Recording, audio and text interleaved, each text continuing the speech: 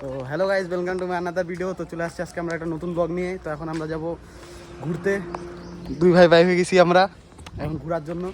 তো এখন আমরা যাব এখন বাস স্ট্যান্ডের থেকে যাব আমরা এখন কুচবিহার। তো চলো আপনাদেরকে পুরো ব্লগটা দেখাই। ব্লগটা কেমন হচ্ছে না হচ্ছে আপনারা দেখবেন, কমেন্ট করবেন, লাইক করবেন, শেয়ার করবেন।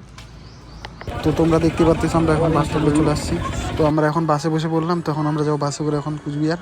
গাইস তোমরা কমেন্টে বলবে সামনে কিছু আপনারা নোটিস করতে পারলেন কি পারলেন না, এদের ব্যাপারে কিছু যদি বলতে চান তো নিশ্চয়ই বলবেন। তো গাইস আমরা চলে আসছি, আমরা এখন ল্যান্ড করবো এখানে। তো আমরা এখন বাস থেকে নামে এখন উঠে পড়ছি এখন টোটোতে।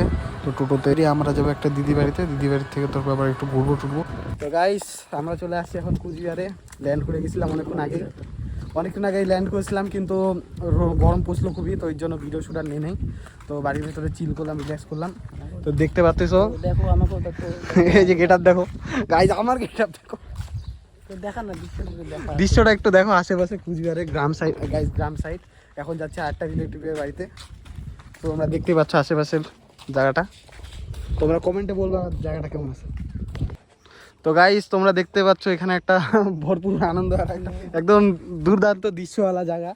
চতুর্দিকে একদম পরিবেশ, ওদিকে দেখতে আর ওদিকে পরিবেশটাও একটু ভালোই হচ্ছে এখানে জমজমা।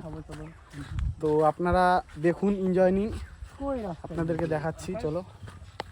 তো গাইস আজকের ভিডিওটা এটুকুনি ছিল। তো বাই। তো কালকের ভিডিওটা আপনারা দেখবেন, কালকে আমরা অনেক জায়গায় যাব, অনেক এনজয় করবো। তো আপনারা দেখবেন ভিডিওটা কেমন হয় না হয়।